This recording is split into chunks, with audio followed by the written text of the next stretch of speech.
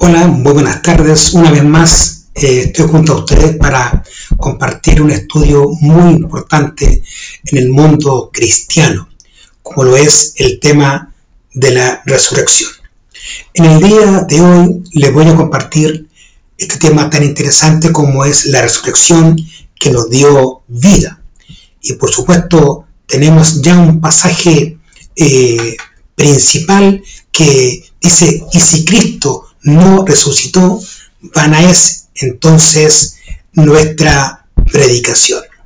Quiero invitarte en esta tarde a un estudio de dos partes, porque es un poco extenso, pero para que tú lo puedas analizar bajo el punto de vista cristiano. Vamos a este estudio en este día.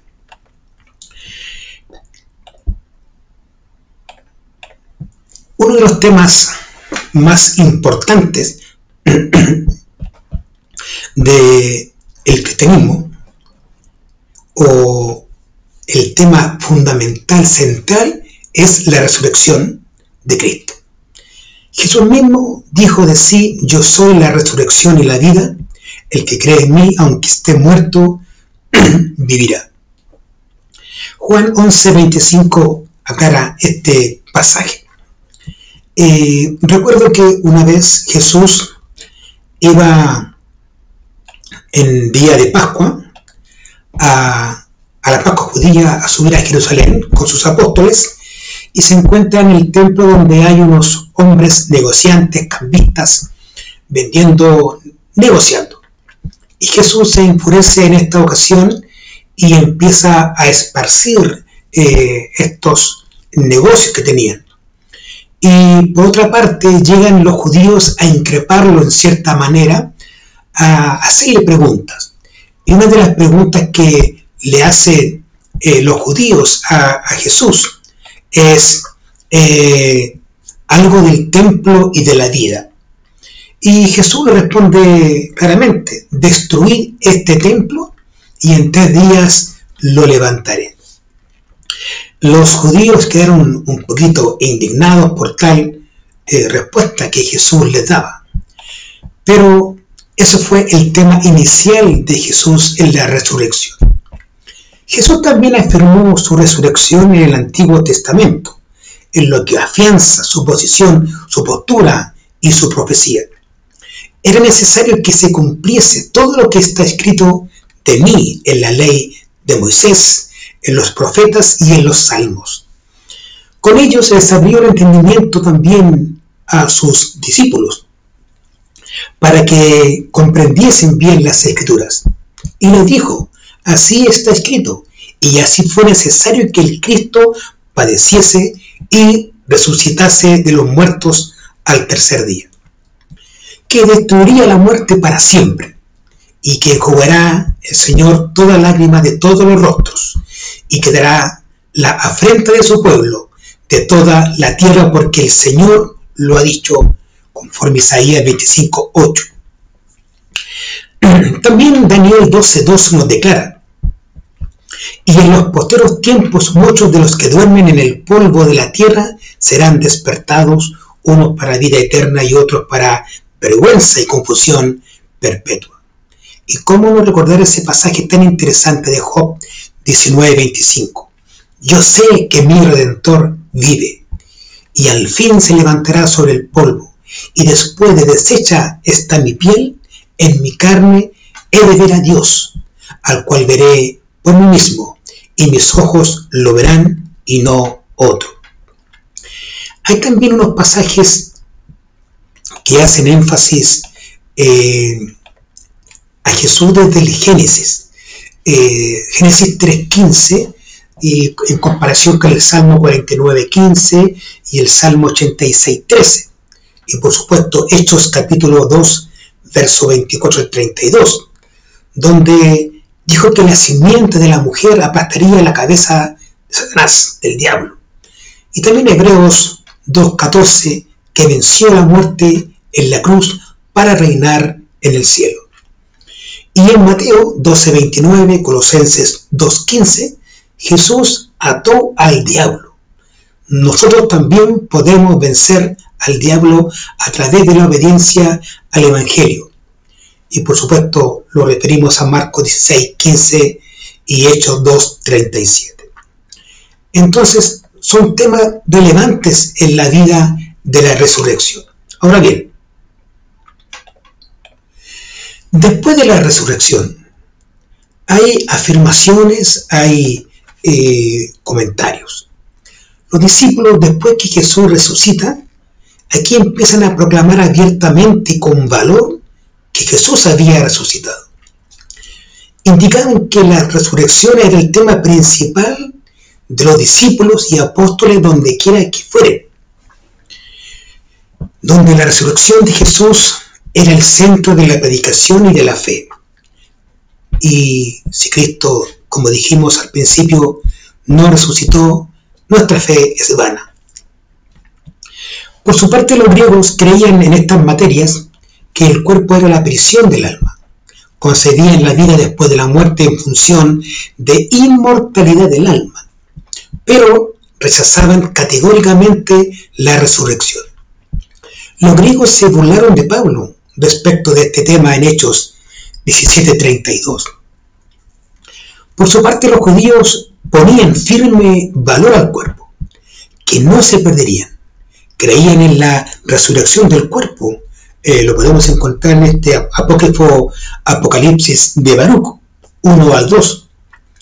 Y los saduceos también, estos judíos negaban la resurrección. En cambio, los cristianos creemos en un cuerpo resucitado, transformado, apto para la venida o para la vida venidera, como lo dice Corintios 15:42. Y finalmente, el alma muere, el cuerpo muere, el espíritu vuelve a Dios. Hoy todo nuestro ser muere. No hay purgatorio, no hay estado intermedio, no hay Dante Alighieri. Hoy nuestro cuerpo y alma no son mortales, pero en el futuro sí seremos inmortales. Tal vez hablamos de este tema del alma, que lo pueden encontrar también en mi estudio, en mi canal. Ahora bien, hay anuncios del pasado, porque en el pasado también hay anuncios, hay temas, el infierno, que cómo se entendía en el Antiguo Testamento.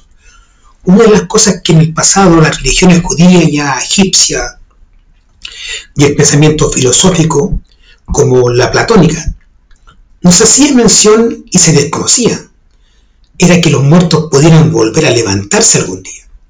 Los judíos entendían que los muertos iban al seno de Abraham, un lugar de reposo eterno a aquellos que amaban a Dios.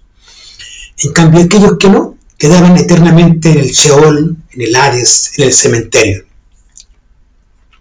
Por eso el registro de Job 19:25 es tan contundente y debe haber causado impacto e incredulidad en aquellas culturas. Al escuchar esta frase, yo sé que mi Redentor vive y al fin se levantará sobre el polvo, y después que está mi piel deshecha, en mi carne he de ver a Dios. Es una palabra profética que tenía relación directa con el Mesías venidero, aunque por supuesto no se comprendía. Se entendía posteriormente que el Mesías de igual manera iría al seno de Abraham, en lo que en el futuro también pensó cierta manera el apóstol Pablo, lo cual el salmista expresa en el Salmo 16:10, porque no dejarás mi alma en el Sheol, en el cementerio, ni permitirás que tu santo vea corrupción. Las profecías de Isaías ya entraban en terreno y en conflicto con los judíos respecto a que el Mesías pasaría por ciertas situaciones que atentaban contra su vida, cosa que la religión judía entendía de forma contraria, diciendo que no vería corrupción y que iría al seno de Abraham, al Sheol, no lo retendría. Las palabras del profeta causan tal impresión del futuro del Mesías venidero, y lo narra de esta manera Isaías 53:10. Con todo eso, Jehová quiso quebrantarlo, sujetándole a padecimiento, cuando haya puesto su vida en expiación por el pecado. Verá linaje, vivirá por largos días, y la voluntad de Jehová estará en su mano prosperada. Por tanto, no le dejaré parte con los grandes y con los fuertes repartirá despojos, por cuanto derramó su vida hasta la muerte, y fue contado con los pecadores, habiendo él llevado el pecado de muchos y llorado por los transgresores. Aquí he leído otra versión. El infierno en el Antiguo Testamento es un tema relevante, ya que los mesopotámicos le llaman Aralú. Los hebreos también, su nombre particular es el Sheol o Kedar. Es decir, es un espacio hueco en el interior de un cuerpo. Se designa algunos textos como región abismal, Isaías 14, lugar donde subían los aspectos, Samuel 28, morada del silencio, el Salmo 94, el país sin retorno, Job 7:9. Por tanto, entonces, el Antiguo Testamento, el Sheol, es exactamente el lugar de los muertos. Por eso el Sheol va a recibir a justos e injustos, conforme Deuteronomio 32:22. En cambio, el infierno en el Nuevo Testamento, conforme Marcos 9:43, Mateo 5:29, da la idea de un lugar que se quema, el fuego, el castigo, el gehenna del fuego. Además, el Nuevo Testamento confiesa la resurrección de los muertos, mientras que el pensamiento griego afirma la resurrección del alma, pero no una resurrección. Y más adelante tenemos algunas afirmaciones o anuncios del mismo Jesús, donde uno de los tantos temas que Jesús trajo y enseñó es la resurrección. Cuando su amigo Lázaro había muerto, decidió ir a Betania desde sus discípulos, pensando que Lázaro estaba dormido temporalmente. Claro, al escuchar las palabras de Jesús que decía: esta enfermedad no es para muerte, sino para la gloria de Dios, para que el Hijo de Dios sea glorificado por ella. Jesús claramente estaba exponiendo el tema de la resurrección y de la misma le dice: yo soy la resurrección y la vida, el que cree en mí, aunque esté muerto, vivirá. De los sucesos similares que Jesús hacía a la gente, claro, la gente se preguntaba si era algún profeta u otra persona. El mismo Jesús les dijo a sus discípulos que era necesario que él fuera a realizar ciertas actividades con los sacerdotes. Además que él moriría y resucitaría el tercer día. Inclusive Jesús menciona, según Juan 5:28, no os maravilléis de esto, porque vendrá hora cuando todos los que están en los sepulcros oirán su voz, y los que hicieron lo bueno saldrán a resurrección de vida, mas los que hicieron lo malo a resurrección de condenación. Y inclusive Jesús mismo dice a los saduceos y les explica esta doctrina en Lucas 20:34, haciendo mención a que Dios mismo a Moisés le dio esto en el monte Sinaí cuando la zarza ardía.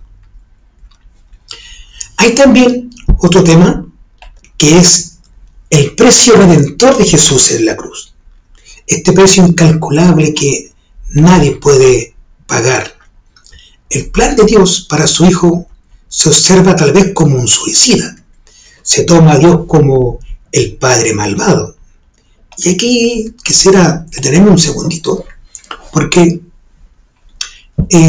han salido también muchas teorías de resurrección y temas relativos a este tema.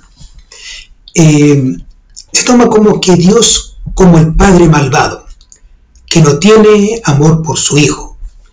Pues dice: ¿qué padre, si su hijo le pide pan, le dará una piedra? Ese sentido terrenal que utilizamos nosotros y que nos parece correcto, finalmente Dios no lo toma como creemos o pensamos los humanos. O definitivamente el plan de Dios no lo hemos entendido. Dios lo tuvo en sus designios. Solo su Hijo Jesucristo pudo cumplir lo que ningún hombre hubiera podido hoy: rendir la vida por los pecados de toda la humanidad. Ni siquiera el pueblo judío, con todos sus sacerdotes, fariseos y ancianos designados, lo pudieron hacer o lo hubieran podido realizar. Nos preguntamos entonces muchas veces, ¿dónde estaba ese Dios? Ese Dios malvado, inconsciente, desentendido de lo que estaba pasando con su hijo allá en la cruz, sufriendo desprecios, golpes y burlas, que muchos por supuesto escuchaban sus palabras y su lamento y su grito de desesperación. Padre, ¿por qué me has abandonado? Algunos se ríen, entendiendo que Dios no estuvo con él apoyándolo y que Jesús fracasó en la misión que su Padre le había encomendado y que tuvo que sufrir solo como cualquier mortal, pero no es así. Porque de tal manera amó Dios al mundo que ha dado a su Hijo unigénito para que todo aquel que le cree no se pierda, mas tenga vida eterna. A la vez, 2 Corintios capítulo 5, versículo 19, dice con toda claridad que Dios estaba en Cristo, reconciliando consigo al mundo, no tomándoles en cuenta a los hombres sus pecados. Y nos encargó a nosotros la palabra de la reconciliación. Dios mío, Dios estaba con Cristo mismo reconciliando a toda la humanidad, porque Él era parte de la Trinidad. Cristo era Dios mismo, sufriendo y muriendo por la redención y salvación tan grande con la cual hoy tenemos acceso a la salvación de forma gratuita. Solo Cristo Jesús fue capaz de lograr y cumplir esa misión tan especial, llena de amor, de perdón y de reconciliación. Entonces, son temas muy especiales los que podemos comentar. Ahora bien, tenemos también otro tema interesante que, ¿por qué era necesaria la resurrección de Jesucristo? ¿Por qué era tan necesario que Jesucristo resucitara de entre los muertos? El acontecimiento de la resurrección cumple varios temas derivados con el glorioso plan de Dios. No simplemente se identifica como una escena dramática de la crucifixión, la muerte y resurrección de Jesús como un punto aislado. En ella se refleja toda la plenitud y veracidad de las Escrituras. Y claro, ¿por qué era necesario que Jesús resucitara? Para que se cumplieran las Escrituras conforme Lucas 24, 44 al 46. Estas son las cosas que os he hablado. Que era necesario que se cumpliese todo lo que está escrito de mí en la ley de Moisés, en los profetas y en los salmos. Y aquí fue donde Jesús abrió el entendimiento para que comprendiesen las Escrituras y les dijo, así está escrito. También para el perdón de los pecados. 1 Corintios 15, 17. Si Cristo no resucitó, vuestra fe es vana, aún estáis en vuestros pecados. También para nuestra salvación, conforme Romanos 4:25, el cual fue entregado por nuestras transgresiones y resucitado para nuestra justificación. ¿Quién acusará a los escogidos de Dios? Dios es el que justifica. ¿Quién es el que condena? Cristo es el que murió, mas aún Él también resucitó, el que además está a la diestra de Dios, el que también intercede por nosotros. ¿Quién nos separará del amor de Cristo? ¿Tribulación, angustia, o persecución, o hambre, o desnudez, o peligro, o espada? Como está escrito, por causa de ti somos muertos todo el tiempo, somos contados como ovejas de matadero. Antes, en todas estas cosas, somos más que vencedores, por medio de aquel que nos amó. Interesante este tema. También, ¿por qué? Para una esperanza de fe. Fue necesario que Cristo resucitara para una esperanza de fe, conforme 1 Corintios 15, 19. Si en esta vida solamente esperamos en Cristo, somos los más dignos de conmiseración de todos los hombres. Y también para una fe eficaz y que tenga sentido. Ya lo dijimos, si Cristo no resucitó, vana es entonces nuestra predicación, vana es también nuestra fe. Y por supuesto, lo creemos de corazón que tenemos sentido. Hay una fe que tiene un plan, un propósito para el cristiano que ha creído. También es una prueba de que Jesús es el Hijo de Dios, conforme Hechos 13:33 al 41, la cual Dios ha cumplido a los hijos de ellos, a nosotros resucitando a Jesús, como está escrito también en el Salmo 2, mi hijo eres tú, yo te he engendrado hoy. Y en cuanto a que le levantó de los muertos para que nunca más me vuelva a corrupción, lo dijo así. Y aquí una frase interesante que quiero también compartir en este momento. Dice el Salmo, os daré las misericordias fieles de David. Por eso dice también otro salmo, no permitirás que tu santo vea corrupción. Porque a la verdad David, sabiendo o habiendo servido a su propia generación, según la voluntad de Dios, durmió y fue a reunión con sus padres y vio corrupción. David, mortal, vio corrupción. Mas aquel a quien Dios levantó, a Cristo Jesús, no vio corrupción. ¿Sabe pues esto, varones hermanos, que por medio de él se os anuncia el perdón de pecados, y que de todo aquello de que por la ley de Moisés no pudiste ser justificados, en él es justificado todo aquel que cree? Mirad pues que no venga sobre vosotros lo que está dicho en los profetas. Mirad, oh menospreciadores, y asombraos y desapareced, porque yo hago una obra en vuestros días, obra que no creeréis si alguien no la contare. Y Romanos 1:4 concluye que fue declarado Hijo de Dios con poder según el Espíritu de santidad por la resurrección de entre los muertos. Dios te bendiga. Estaremos encontrándonos en la segunda parte de este video. Nos vemos.